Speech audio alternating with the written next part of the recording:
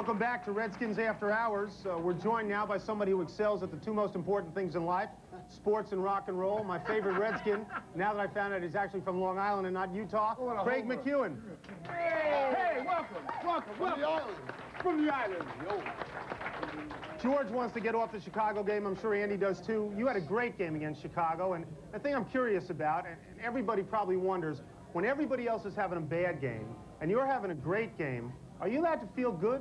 No, not a question. Yeah, no. You gotta pretend like it's a bad day, even though you're gaining 200 yards. Yeah, I'd have given up those 3 catches just to get a win. Really, that's the way it goes sometimes. You know, you have a really good day, and then it goes down the toilet. You know, it's all for naught.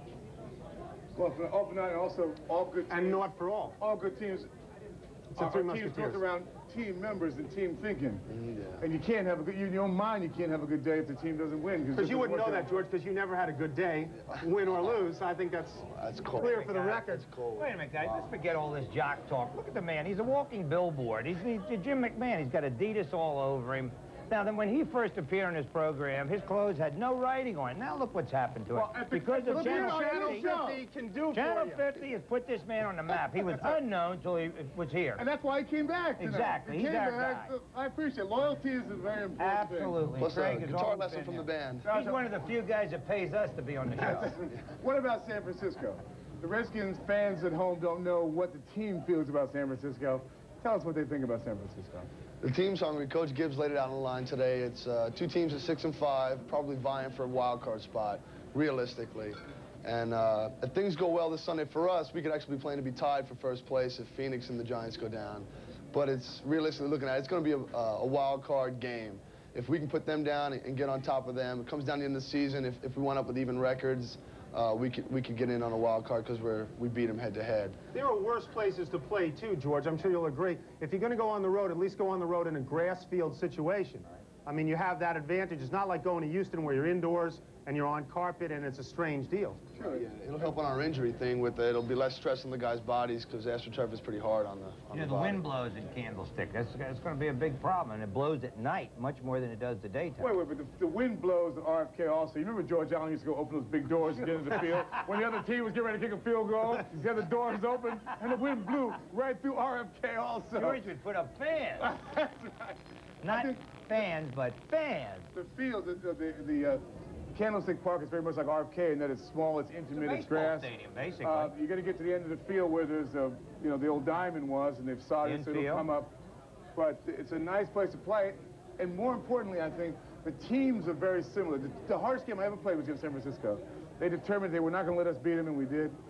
But I mean, we were just so similar as teams. It's going to be a fun night, I think. Well, as Tony points out, they've got the same thing with Young and Montana, that quarterback problem. Who's the starter? Who's going to start? Who do they think that San Francisco is going to have as quarterback? Well, I haven't conferred with the defense as of yet, but I would just suppose it would be Montana. It's kind of like when people were asking me over the weekend, well, who's going to start, Doug or Mark? And I said, well, Doug's the starter. He's going to start. And now it's cleared up today in the meetings. Well, Doug's the starter. And I think with them, I think Steve Montana is their starter. Joe Montana. Or Joe Young. Steve Young. Joe Young. See, I don't even know. He's a golden domer. Anything can happen. As a receiver, does Joe, God, took Steve and Joe. Does Mark, or Doug, do they throw a different kind of ball to you? Is it more difficult or less difficult to catch one as opposed to the other?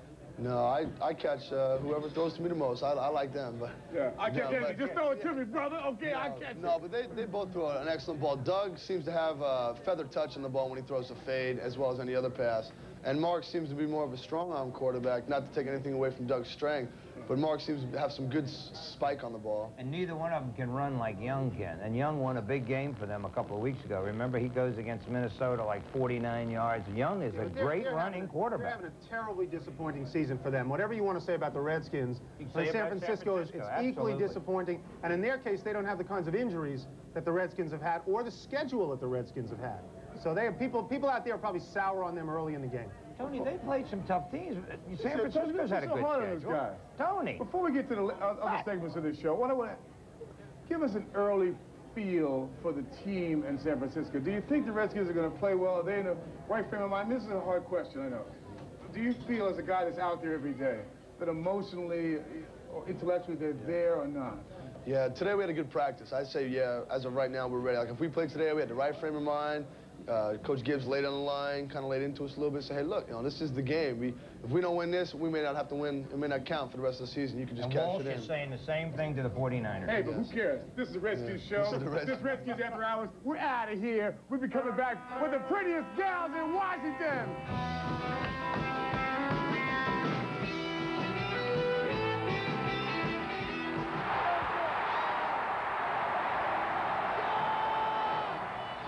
Hey, Craig, you just won the biggest game. What are you going to do? I'm going to watch the Bubba White Show.